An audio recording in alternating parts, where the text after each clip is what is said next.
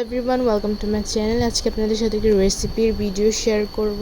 তো বিকালবেলা আমি ভাজা পোড়া খাচ্ছিলাম, ভাবলাম আমি নিজেও কিছু বানাই। তো হাতের কাছে একটা চিপস ছিল, আর অর্পিতাও আমাকে অনেকদিন ধরে বলছিল কিছু একটা বানায় খাওয়াইতে। তাই আমি দৌড়ে গিয়ে ওকে টানছিলাম, কারণ আমার চুলা ধরাইতে অনেক একা একা ভয় লাগে। তাই আমি ওকে সাথে আসতে বলতেছিলাম, তারপর ও আসতেছিল একটু পরে। তো আমি আগে চিপসটা একটু ফুটা করে, বেশি না, জাস্ট কলম দিয়ে একটু ফুটা করে হাওয়াটা বের করে নিচ্ছিলাম, কারণ আজকের রেসিপিটা খুবই সহজ এবং অনেক মজার রেসিপি হতে যাচ্ছে। তো এই চিপস দিয়ে তারপর যে আমি ভিতরে থাকা চিপসগুলো একটু গুঁড়ো করে নিচ্ছিলাম ভারী কিছু দিয়ে।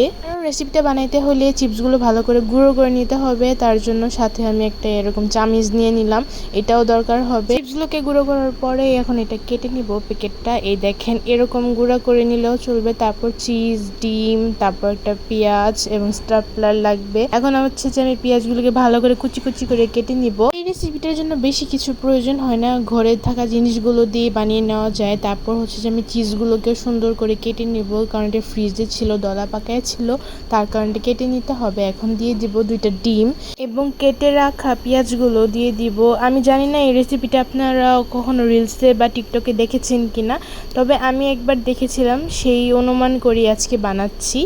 তো সব কিছু চিজও দিয়ে দিচ্ছি, কেটে রাখা সব কিছু আর কি দিয়ে দিচ্ছিলাম। তারপর আমি দিয়ে দিয়েছিলাম স্বাদ মতো একটুখানি লবণ, কারণ চিপসে যেহেতু একটু লবণ থাকে তাই বেশি একটা দেইনি। তারপর দিয়ে দিব মরিচের গুঁড়া। এগুলো সব কিছু দিয়ে এখন মাখাতে হবে।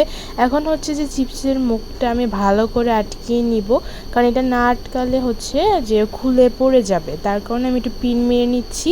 পিন মারাতেই জিনিসটা ভালো করে লেগে থাকবে। আমি এখন সুন্দর করে পিন মেরে নিচ্ছিলাম, ভালো করে ডাবল করে মারছিলাম। এখন এগুলোকে ভালো করে মাখিয়ে নিতে হবে, একদম ভালো করে মাখিয়ে তারপর চুলায় গরম পানি করে এটার উপর দিয়ে দিতে হবে সিদ্ধ হওয়ার জন্য।